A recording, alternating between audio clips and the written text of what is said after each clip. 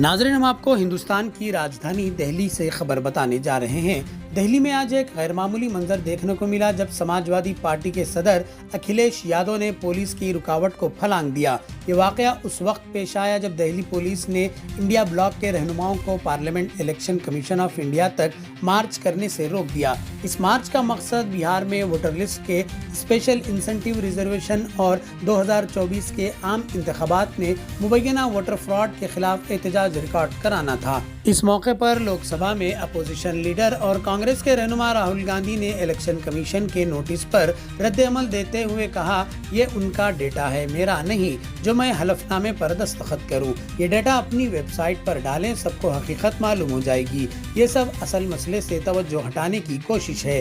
ये सिर्फ बेंगलुरु में नहीं बल्कि कई हलकों में हुआ है। राहुल गांधी ने मजीद कहा, देखें भारत की जमहूरियत की हालत क्या हो गई है।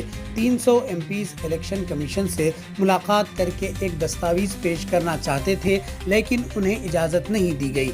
वो खौफजदा हैं कि अगर 300 एमपीज गए तो सच सामने आ जाएगा। अपोजिशन लीडर राहुल गांधी ने कहा कि ये लड़ाई अब सियासी नहीं रही बल्कि आइन और एक आदमी एक वोट के उसूल की लड़ाई है। हमने कर्नाटक में वाज़े तौर पर देखा कि ये एक से ज्यादा आदमी एक से ज्यादा वोट का मामला था। पूरी अपोजिशन इस नाइंसाफी के खिलाफ मुत्तहिद है और अब इलेक्शन कमीशन के लिए सच छिपाना मुश्किल होगा। नाजरीन, मैं अजीम अहमद अब्बास, आप देखते रहें QK transmutation news. Like, share, subscribe करना ना भूलें। हाँ नहीं, देखिए हिंदुस्तान की डेमोक्रेसी की हालत देखिए। 300 एमपीज इलेक्शन कमीशन से मिलना चाहते हैं और कहते हैं कि हम डेलीगेशन लेके आएंगे, हम आपको एक डॉक्यूमेंट देना चाहते हैं। इलेक्शन कमीशन कहता है नहीं, 300 एमपीज नहीं आ सकते हैं। तो यही हालत है, क्योंकि डरते हैं 300 एमपीज आ गए और वहाँ पे सच्चाई निकल आई और हमने उनको थोड़ा जो उनके काम की सच्चाई है दिखा दी। That is why. लेकिन आपको लगता है कि सर आपको ये जो लड़ाई है, मैं थोड़ा क्लियरली बोलना चाहता हूँ। देखिए, अब ये राजनीतिक लड़ाई से आगे निकल गई है, ठीक है।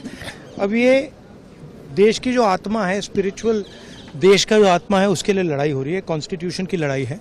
1 मैन 1 वोट कॉन्स्टिट्यूशन का फाउंडेशन है। 1 मैन 1 वोट के बिना कॉन्स्टिट्यूशन का कोई मतलब नहीं है।